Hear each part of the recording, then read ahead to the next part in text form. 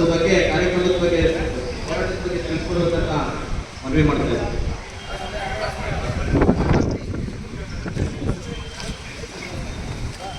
ಈ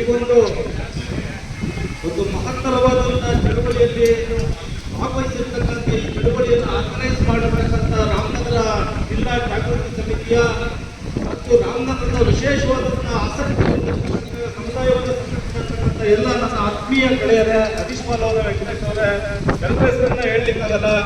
ಅದೇ ರೀತಿ ಈ ಕಾರ್ಯಕ್ರಮವನ್ನ ಒಂದು ಶಾರ್ಟ್ ಪೀರಿಯಡ್ನಲ್ಲಿ ಒಂದು ಆಚರಣೆ ಮೂಲಕ ಅದಕ್ಕೊಂದು ಪ್ರತಿಕ್ರಿಯೆಯನ್ನು ಕೊಡಬೇಕು ಅಂತ ಹೇಳಿ ಇದನ್ನೆಲ್ಲ ಸಂಘಟನೆ ಮಾಡಿರ್ತಕ್ಕಂಥ SST ಸಂಘಟನೆಯ ಗೋವಿಂದಯ್ಯನವರೇ ಮತ್ತು ಎಲ್ಲ ನನ್ನ ಆತ್ಮೀಯ ಬಂಧುಗಳೇ, ಮತ್ತೆ ಬಿಡದಿ ಬಂದಿರ್ತಕ್ಕಂಥ ದಿನೇಶ್ ಅಣ್ಣವರೇ ಮತ್ತು ಅವರೆಲ್ಲ ಸಮುದಾಯದ ಬಂಧುಗಳೇ, ಅದೇ ರೀತಿ ಕನಕಪುರದಿಂದ ಬಂದಿರ್ತಕ್ಕಂಥ JM ಶಿವಲಿಂಗಯ್ಯನವರೇ, ನವೀನ್ ಜಲ್ವಾದಿ ಅವರೇ, ಆಮೇಲೆ ಗುರುಮೂರ್ತಿ ಅವರೇ, ಚನ್ನಪಟ್ಟಣದಿಂದ ಬಂದಿರ್ತಕ್ಕಂಥ ಪಟ್ಲು ಗೋವಿಂದರಾಜ್ ಅವರೇ, ಕುಮಾರ್ ಅವರೇ, ಮತ್ತೆಲ್ಲ ಗೌರವಾನ್ವಿತ ಗೆಳೆಯರೇ ಮತ್ತು ಇಲ್ಲಿ ಇರ್ತಕ್ಕಂಥ ಎಲ್ಲ ನನ್ನ ಆತ್ಮೀಯ ಬಂಧುಗಳೇ, ಸಹೋದರರೇ, ಇವತ್ತು ಈ ಒಂದು SP ಕಚೇರಿಯ ಮುಂದೆ ಒಂದು ಪ್ರತಿಭಟನೆಯನ್ನ ಮಾಡಲಿಕ್ಕೆ ನಾವೆಲ್ಲರೂ ಕೂಡ ಬಂದು ಇಲ್ಲಿ ಸೇರ್ತೀವಿ.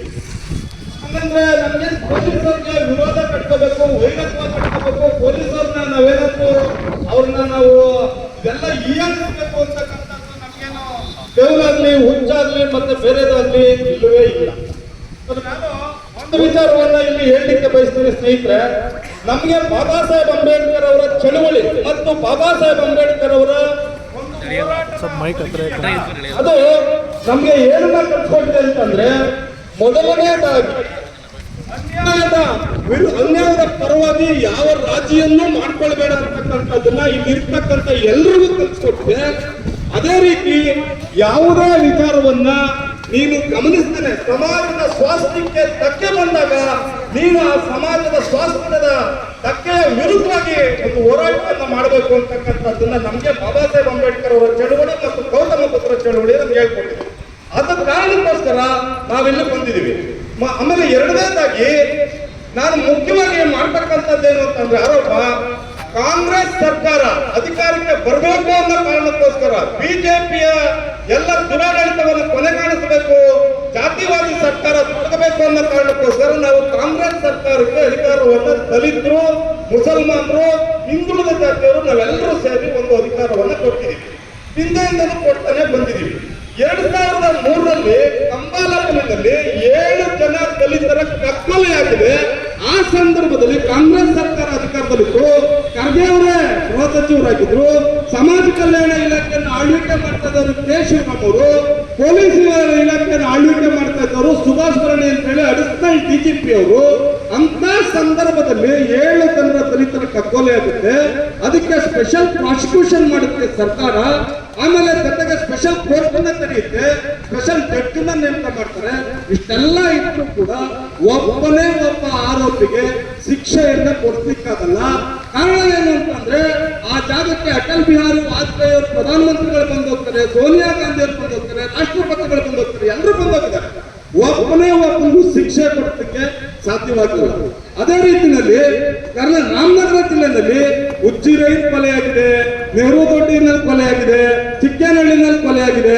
ಇಂಥ ನೂರಾರು ಘಟನಾವಳಿಗಳು ಈ ರಾಜ್ಯದಲ್ಲಿ, ಈ ಜಿಲ್ಲೆನಲ್ಲಿ ನಡೀತಾ ಇವೆ. ಯಾಕೆ ಕಾಂಗ್ರೆಸ್ ಸರ್ಕಾರ ಬಂದಾಗನೇ ಇಂತಹ ಘಟನೆಗಳು ನಡೀತವೆ? ನಾವು ಗಂಭೀರವಾದಂತ ಯೋಚನೆಯನ್ನ, ಆಲೋಚನೆಯನ್ನ ಮಾಡಬೇಕಾಗಿದೆ. ಅದೇ ರೀತಿಯಲ್ಲಿ ಇವತ್ತು ಈ ಮಳೆಗಾಲದಲ್ಲಿ ನಡೆದಿರ್ತಕ್ಕಂಥ ಏನ್ ದೌರ್ಜನ್ಯ ಇದೆ, ಈ ದೌರ್ಜನ್ಯದ ಪರಾಕಾಷ್ಠೆ ಯಾವ ಲೆವೆಲ್ಗಿದೆ ಅಂತಂದ್ರೆ, ಯಾರೋ ಒಂದು ಕ್ಷುಲ್ಲಕ ಕಾರಣಕ್ಕೆ ದಾರಿಲಿ ಹೋಗ್ತಕ್ಕಂಥ ಒಂದು ಜಗಳಕ್ಕೆ ಒಬ್ಬ ವ್ಯಕ್ತಿ ಬಂದು ಕಾಲೋನಿಗೆ ನುಗ್ಗಿ ಒಬ್ಬನ ಕೈ ಕಡ್ದಾಕಿ ಇನ್ನೊಬ್ಬನಿಗೆ ತಲೆನ ಸೀಳಿ ಆ ಒಂದು ಭೀಕರವಾದಂತ ಘಟನೆಯನ್ನ ಮಾಡಿ ಇವತ್ತೇ 7 ದಿನ ಆಗಿದೆ. 21ನೇ ತಾರೀಕು ಘಟನೆ ಆಗಿದೆ, ಇವತ್ತು 27ನೇ ತಾರೀಕು ಆಗಿದೆ. 7 ದಿನಗಳಲ್ಲಿ ಇಲ್ಲಿರ್ತಕ್ಕಂಥ SP ಸಾಹೇಬ್ರು, ಇಲ್ಲಿರ್ತಕ್ಕಂಥ DYSP ಸಾಹೇಬ್ರು, ಅಲ್ಲಿರ್ತಕ್ಕಂಥ ಸರ್ಕಲ್ ಇನ್ಸ್ಪೆಕ್ಟರ್ಸು, ಸಬ್ ಇನ್ಸ್ಪೆಕ್ಟರ್ಸು, ಅದಕ್ಕೆ ನುರಿತ ತಂತ್ರಜ್ಞಾನವನ್ನ ಬಲ್ಲಂತ ಎಲ್ಲ ಅಧಿಕಾರಿಗಳು ಇದ್ದಾಗ್ಲೂ, ಕ್ರೈಮ್ ಡಿಪಾರ್ಟ್ಮೆಂಟ್ ಇದ್ದಾಗ್ಲೂ ಒಬ್ಬ ಪ್ರಮುಖವಾದಂತ ಆರೋಪಿ ಇದನ್ನ ಕೈಮ ಅಂತಕ್ಕಂಥವನ್ನ ಹೊಂದಕ್ ಸಾಧ್ಯ ಆಗ್ತದೆ. ಈ ಕೈಮ ಅಂದ್ರೆ ಅವರು ಉತ್ತರ ಪ್ರದೇಶದ ಗಡುವನ, ಇಲ್ಲ ಉತ್ತರ ಪ್ರದೇಶದ ರಾಜಾಬಯ್ಯದ, ಅಥವಾ ಶ್ರೀಲಂಕಾ ದೇಶದ LTTE ಪ್ರಭಾಕರನ್ನ, ಅಥವಾ ಇನ್ನೊಬ್ಬ ನಕ್ಸಲೈಟ ಒಬ್ಬ ಕೈಮನ್ನ ಪಂಚಕ್ ಆಗ್ತಲ್ಲ ಅಂತಂದ್ರೆ ಪೊಲೀಸ್ ಡಿಪಾರ್ಟ್ಮೆಂಟ್ ಇವತ್ತು 7 ದಿನಗಳ ಕಾಲ ಹೋಗಿ ಹುಬ್ಬಳ್ಳಿಗೆ ಹೋಗಿ ಮಂಗಳೂರಿಗೆ ಹೋಗಿ ಬರಿಗೈನಲ್ಲಿ ವಾಪಸ್ ಬಂದಿದ್ದಾರೆ ಪೊಲೀಸ್. ಅಶ್ಯಾಮಿದು, ನಿಜವಾಗ್ಲೂ ಹೇಳ್ತಾ ಇದೀವಿ, ಇದು ಅಶ್ಯಾಮಿದು. ಯಾಕೆ ಅಂತಂದ್ರೆ ಇಷ್ಟೆಲ್ಲ ಟ್ರೈನಿಂಗ್ ಕೊಟ್ಟು, ಇಷ್ಟೆಲ್ಲ ನಿಮ್ಗೆ ಲಾ ಅಂಡ್ ಆರ್ಡರ್ ಕೊಟ್ಟು, ರಿವಾಲ್ವರ್ ಕೊಟ್ಟು, ಇಷ್ಟೆಲ್ಲ ನಿಮ್ಗೆ ಯೂನಿಫಾರ್ಮ್ ಕೊಟ್ಟು, ಒಂದು ತರಬೇತಿಗಳನ್ನು ವಿಶೇಷ ತರಬೇತಿ ಆಗಿರ್ತಕ್ಕಂಥ ಪೊಲೀಸರನ್ನ ಇಷ್ಟೊಂದು ಸೆನ್ಸಿಟಿವ್ ಇರ್ತಕ್ಕಂಥ ಈ ಜಿಲ್ಲೆಗೆ ನಿಯುಕ್ತಿಗೊಳಿಸಿದ್ರೆ ಒಬ್ಬ ಕೈಮ ಅಂತಕ್ಕಂಥ ಒಬ್ಬ ಆರೋಪಿಯನ್ನ ನೀವು ಹಿಡ್ಕೊಂಡು ಬರಕ್ ಆಗ್ತಾ ಇಲ್ಲ ಅಂತಂದ್ರೆ ಇದೆಂತ ಪರಿಸ್ಥಿತಿನಲ್ಲಿ ನಾವು ಬದುಕ್ತಾ ಇದ್ದೀವಿ. ಈ ಡಿಪಾರ್ಟ್ಮೆಂಟ್ ನ ನಿಮ್ಗೆ ಇಂಥ ಮಹತ್ವದ ಹುದ್ದೆಯನ್ನು, ಮಹತ್ವದ ಇಲಾಖೆಯನ್ನು ವಹಿಸಿಕೊಟ್ಟಿರ್ತಕ್ಕಂಥದ್ರಲ್ಲಿ ಕೆಳಹಂತದ ಅಧಿಕಾರಿಗಳನ್ನ ಟೈಟ್ ಮಾಡೋದ್ರಲ್ಲಿ SP ಸಾಹೇಬರು ಯಾಕೆ ಸೋತಿದ್ದಾರೆ? ಕೆಳಹಂತದ ಅಧಿಕಾರಿಗಳನ್ನ ಕೆಲಸ ತೆಗೆದುಕೊಳ್ಳೋದ್ರೆ ಒಬ್ಬ ಬೀಟ್ ಪೊಲೀಸ್ ಅನ್ನ ಟೈಟ್ ಮಾಡೋದ್ರಲ್ಲಿ ಒಬ್ಬ DYSP ಸಾಹೇಬರು ಯಾಕೆ ಸೋತಿದ್ದಾರೆ? ಇದು ನಮ್ಗೆ ಪ್ರಶ್ನೆ. ಇದನ್ನ ಕೇಳಕ್ಕೋಸ್ಕರ ನಾವು ಎಲ್ಲರೂ ಕೂಡ ಇಲ್ಲಿ ಬಂದಿರ್ತಕ್ಕಂಥದ್ದು, ಇನ್ಯಾವ ಬೇರೆ ಉದ್ದೇಶದಿಂದ ಬಂದಿಲ್ಲ. SC STಗಳಲ್ಲಿ ಏನೋ ನಡೆದಿದ್ದಾರೆ, ಇದ್ರ ಪರಿಣಾಮ ಏನಾಗಿದೆ? ಇಡೀ ಸಮಾಜ ಬಿಟ್ಟಿದೆ. ಸಮಾಜಕ್ಕೆ ರಕ್ಷಣೆ ಕೊಡಿ ಅಂತೇಳಿ ನಾವು ಬಂದಿದ್ದೇವೆ ಹೊರತಾಗಿ SC STಗಳ ರಕ್ಷಣೆ ಕೊಡಿ ಅಂತಲ್ಲ, SC STಗಳ ಹೊಡೆದವ್ರು ಹಿಡ್ಕೊಂಡು ಬಂದ್ಬಿಡಿ ಅಂತಲ್ಲ. ಇದ್ರ ಪರಿಣಾಮ ಸಮಾಜ ಬಿದ್ದೋಗಿದೆ. ಕನಕಪುರದಲ್ಲಿ ಎಂತ ರೌಡಿಸಂ ನಡೀತಾ ಇದೆ ಅಂತಕ್ಕಂಥದ್ದನ್ನ ಕನಕಪುರ ಅಲ್ಲನಾಗಿದೆ. ಹೆಂಗಸರ ಮಕ್ಕಳು ಮನೆಯಿಂದ ಹೊರಗಡೆ ಬರ್ಲಿಕ್ಕೆ ಆಗ್ತಲ್ಲ. ಈ ಒಂದು ಘಟನೆಯನ್ನ ನೀವು ಬಿಟ್ಬಿಟ್ರೆ, ಈ ಒಂದು ಘಟನೆಯನ್ನ ಇಷ್ಟೊಂದು ತಾತ್ಸಾರ ತಕೊಂಡ್ರೆ, ಈ ಒಂದು ಘಟನೆಯಲ್ಲಿ ನೀವು ಇಷ್ಟೊಂದು ನೆಗ್ಲೆಜೆನ್ಸಿ ಮಾಡಿದ್ರೆ ನಾಳೆ ಏನಾಗುತ್ತೆ ಗೊತ್ತಾ? ಹೆಣ್ಣು ಮಕ್ಕಳು ಬೀದಿನಲ್ಲಿ ಓಡಾಡಕ್ಕಾಗಲ್ಲ. 100 ಜನ ಕೈಮ ಉಟ್ಕೋತಾರೆ, 100 ಜನ ಕಣ್ಣು ಉಟ್ಕೋತಾರೆ, 100 ಜನ ಶಶಾಂಕ್ ಉಟ್ಕೋತಾರೆ. ಹೆಂಗ್ ನಿಭಾಯಿಸ್ತೀರಾ ನೀವು? ಯಾವ್ದನ್ನ ನಿಭಾಯಿಸ್ತೀರಾ? ಇದು ನಮ್ಮನೆಗೂ ನುಗ್ಗೋ ಪ್ರಶ್ನೆ ಅಲ್ಲ, ನಿಮ್ಮನೆಗೂ ನುಗ್ತಾರೆ. ದುಃಖನ ಕೂತ್ಕೊಬೇಡಿ ನೀವು. ಒಬ್ಬ ಹೋಮ್ ಗಾರ್ಡ್ ಹೆಣ್ಮಕ್ಳು ಓಡಾಡಕ್ಕಾಗಲ್ಲ, ಒಬ್ಬ WPC ಓಡಾಡಕ್ಕಾಗಲ್ಲ ಅಂತ ಪರಿಸ್ಥಿತಿ ನಿರ್ಮಾಣ ಆಗುತ್ತೆ ನಾಳೆ. ಅದನ್ನ ಆಗಬಾರದು ಅನ್ನೋ ಕಾರಣಕ್ಕೋಸ್ಕರ ಎಚ್ಚರಿಕೆ ಕೊಡೋದಕ್ಕೋಸ್ಕರ ನಾವೆಲ್ಲರೂ ಇಲ್ಲಿ ಬಂದಿವಿ. ಆದ್ರಿಂದ ದಯಮಾಡಿ ನಾನು ಒಂದೇ ಒಂದು ಮಾತನ್ನು ಹೇಳಿ ನಾನು ಮಾತು ಮುಗಿಸ್ತೀನಿ. ಯಾಕೆ ಅಂತಂದ್ರೆ ಇಲ್ಲಿ ಬಹಳಷ್ಟು ಜನ ನನ್ನ ಸಹೋದರರು ಮಾತಾಡೋರಿದ್ದಾರೆ.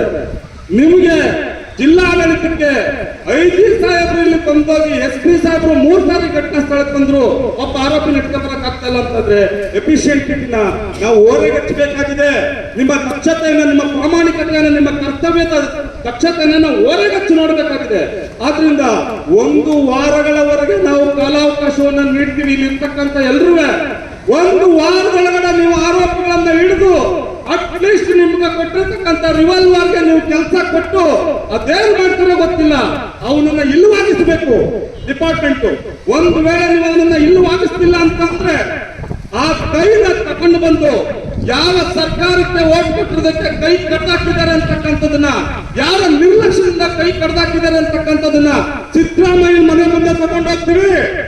ಅದ್ರ ಜೊತೆಗೆ ಕೆಲ ಪೊರ್ಕೆ ತಗೊಂಡು ಸಿದ್ದರಾಮಯ್ಯನವರ ಮನೆ ಬಾಗಿಲಿಗೆ ನಾವು ಹೋಗ್ತೀವಿ. ಎಲ್ಲ ದಲಿತ ಸಮುದಾಯದವರು ಇಡೀ ರಾಜ್ಯಾದ್ಯಂತ ಕಳಿಸ್ತೀವಿ. ಮಹಿಳೆಯರ ಚಪ್ಪಲಿ ಎತ್ಕೊಂಡು ಪೊರ್ಕೆ ತಕೊಂಡು ಸರ್ಕಾರದ ವಿರುದ್ಧ ನಡಿಬೇಕಾಗುತ್ತೆ. ಯಾವ ಅನೀಶ್ ಕುಮಾರ್ ಇದ್ದಾರೋ ಅವನ ಮನೆ ಬಾಗಿಲಿಂದ ಸಿದ್ದರಾಮಯ್ಯನ ಮನೆ ಬಾಗಿಲಿಗೆ ಹೋಗ್ತೀವಿ. ಯಾರು ಉತ್ತರ ಕೊಡಬೇಕಾಗುತ್ತೆ ಅಂತಕ್ಕಂಥದ್ದನ್ನ ಯೋಚನೆ ಮಾಡಬೇಕಾಗಿದೆ ಬಂಧುಗಳೇ. ಆದ್ರಿಂದ ಈ ಹೋರಾಟಕ್ಕೆ ನಾನು 1 ವಾರವನ್ನ ಗಡುವು ಕೊಡ್ತಾ ಇದ್ದೀನಿ. ಮಾನ್ಯ ಪೊಲೀಸ್ ಆಯುಕ್ತರು, ಮಾನ್ಯ ಪೊಲೀಸ್ SP ಅವರು, DYSP ಅವರು ಯಾರ್ಯಾರಿದ್ರೆ ಇನ್ನಾದ್ರೂ ಎಚ್ಚೆತ್ಕೊಂಡು ಇನ್ನು ಕೇವಲ 3 ದಿನದೊಳಗಡೆ ಅವ್ರನ್ನ ಹಿಡಿದು ಅವರನ್ನ ನೀವೇನ್ ಮಾಡ್ತಾರೋ ಗೊತ್ತಿಲ್ಲ ಹತ ಮಾಡ್ಬೇಕು ಅಂತ ಹೇಳಿ ಹೇಳ್ತಾ ನನ್ನ ಮಾತನ್ನು ಮುಗಿಸ್ತೀನಿ. ಜೈ ಭೀಮ್, ಜೈ ಭಾರತ್.